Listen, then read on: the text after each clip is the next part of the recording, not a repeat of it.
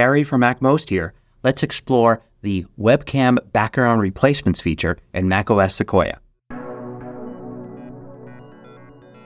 So a new feature in macOS Sequoia is when using your Mac's webcam, you can replace the background behind you with a gradient or another image. Apple actually shows this in the context of using FaceTime or some other video conferencing app, but you can actually use it to record video as well. So let's start with the FaceTime app and look at the basics. So here I'm using FaceTime, and what you're actually seeing back here is my actual wall. I've got a green screen there and I've got a green cover on my chair. But this will work with anything behind you. I'll show you that in a minute. So to turn this on, you want to look in your Mac's menu bar for this little icon here showing a screen with a person. Click on that, and this gives you all of the options for adjusting what your webcam is doing. You've got lots of other things like using portrait mode, studio light, and all of that. But the feature you want to look for is background. If you turn that on, it replaces the background behind you with what's shown here. In this case, a blue gradient. You can change the gradient by clicking here and choose another one. Notice there are 3 tabs here. So you've got your gradient colors, but you've also got the ability to choose from these images that Apple provides. So you can pick one of these and make it look like you're at Apple's headquarters or some other place around there. You can also click here, and then you can choose something from your photos here and choose something from your photos library, or you can choose a file. So I'm going to choose this one right here, and it will bring that in. And then you can see it uses that behind you now. Now, like I said, you don't need a green screen. So here's me actually sitting with my MacBook with my bookcases behind me, and you could see there's all sorts of things, even moving things there on the bookcases. And I can use this same feature there. So it's basically removing the static background behind you using machine learning to figure out what's you there in the foreground as opposed to what's behind you in the background. Now, there do seem to be some requirements for this, even though Apple's macOS Sequoia page doesn't show any. It shows that it should work for anybody with Sequoia, but in practice, I find this doesn't work at all with third-party cameras. It only works with the FaceTime cameras that are built into all MacBook models and iMac models. So make sure you're using your MacBook or iMac's camera. I find it also works with the Apple Studio Displays camera, but I haven't seen it work with third-party cameras or any kind of other video feed coming in through USB or anything like that. And I've also heard from a lot of people that say it doesn't seem to work with the few Intel Macs that still will work with macOS Sequoia. It does, however, work if you use your iPhone as a webcam. So you can connect your iPhone using continuity camera and use your iPhone as a webcam on a Mac Mini or a Mac Studio, and the features are available there. By the way, if you find these videos useful, you can join the more than 2,000 others that support MacMost at Patreon. You get exclusive content, course discounts, and more.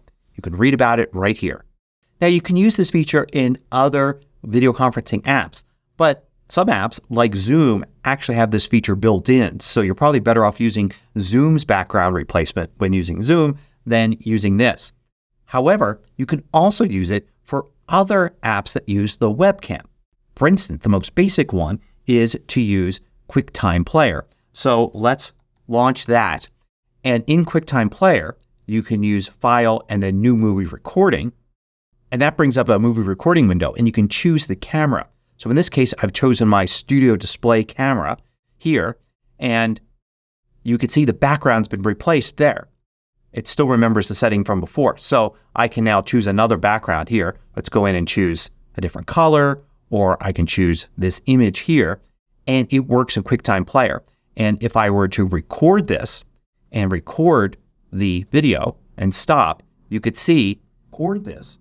It actually recorded it with that background replacement. So this could be really useful for recording things for presentations or making your own videos. You don't have to worry about what's behind you on the wall. You can simply use this feature here, record things in QuickTime Player, and then bring them into iMovie or Keynote and use them there. You could also choose some of these other options here, like for instance, Center Stage will align you there. Portrait mode will blur things in the background if you don't want to use this. And studio lighting will change the lighting around you. And you can see there are options for all of these here, which can make things really nice and allow you to create some really nice just video capture of you. But here's something else you can do. You can take an image that's just green and bring that in as a custom image. So let's go and do that here. I'm going to change the background and I'm going to bring this in. I can drag and drop it in and switch to it. And now you can see it's giving me a virtual green screen. I can have all sorts of stuff or be outdoors or whatever, and it's recording me as if I am using a green screen.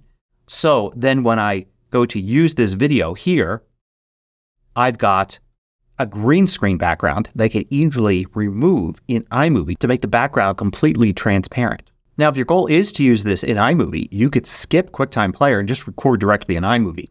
iMovie has the ability to use your Mac's webcam and record things. So you can go to File and then Import Media.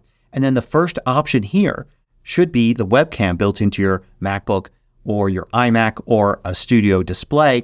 It doesn't seem to work with any third-party cameras, and it doesn't seem to work with the iPhone as well, interestingly enough. So you can select this here, and you can see you can record. This is my regular green screen behind me, but notice if I go in and turn backgrounds on, it does use these backgrounds. So I can record with a gradient there, or I could go and it's going to be hidden behind here, but choose one of these other gradients or a picture or one of these custom pictures, including the green screen. So I can record this and it'll record me with the fake green screen no matter what's behind me. And then when I'm done, I have that video here in iMovie and I could drop it on top as a cutaway. And with cutaways, you could set them to green screen, of course, and you can see it actually works. It will use this as a green screen. iMovie doesn't know that it's a fake green screen. It thinks it's a real one, and it works just fine. Now note that iMovie doesn't have the ability to move you around when you're in a green screen. You're simply going to cover the whole frame. So if you do want to use like picture-in-picture and put yourself in the corner there, it won't let you remove the background. So if that's your goal, you might be better off actually recording with the gradient or some other background there and then put yourself in the corner. It's a way to get the stuff behind you out of your video and have it be something more neutral, even though it's not transparent. Now, those aren't the only apps that can use this. For instance, the Photo Booth app, something people usually forget is on their Macs, also works with this. So you can use Photo Booth here and notice that if I turn backgrounds on, it uses these backgrounds here. So you can record by switching to video here and record in Photo Booth, and it will start recording you. And then when you're done, you've got the video here, which you can either control click and export or just drag out. So just an alternative there. You also have the ability in Photo Booth to do something else, which is take a picture, and it will use these backgrounds when it takes the picture. So for instance, let's switch over to the image here like this, and I could have it take a picture of me in Photo Booth, and there's the picture. I could drag that out here, and that's just a regular JPEG file now, but with the background replaced. What about Keynote? Well, if you want to put video on a frame here in Keynote, you would normally record that in something like QuickTime Player and then drag and drop it in, and then you could have that video play. So of course you can use this feature when recording in Keynote. But you also have the ability to insert live video. So a live feed here, and you definitely can go in here and use this feature in Keynote.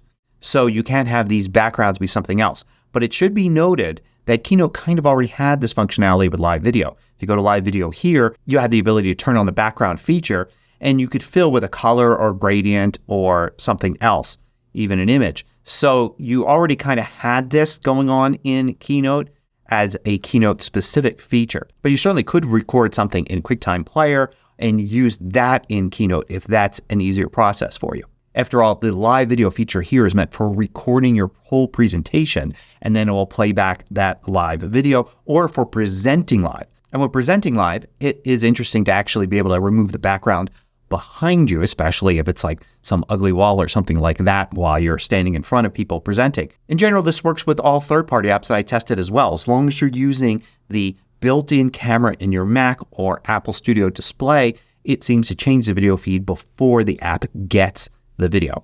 And in third-party apps, it's particularly useful because sometimes you do want to use green screen with those third-party apps and you don't have a green screen available. So this way you could fake it using the background replacement feature. So as an example, let me switch over to doing that right here. So now this is my Apple Studio display camera using the background replacement. So it doesn't matter what's behind me. If it's a green screen, if it's bookcases, if it's a window looking outdoors, I can use this fake green screen process and actually record my videos this way. Now the Apple Studio display camera isn't as high resolution as my regular camera, but that probably wouldn't be as noticeable if I just did the entire video this way. So this is a great tool that goes beyond just video conferencing because I think it'll help us make better videos for iMovie and for our presentations as well. Hope you found this useful. Thanks for watching. If you liked this video, click the thumbs up button below to let me know. I publish new tutorials each weekday. Hit the subscribe button so you don't miss out.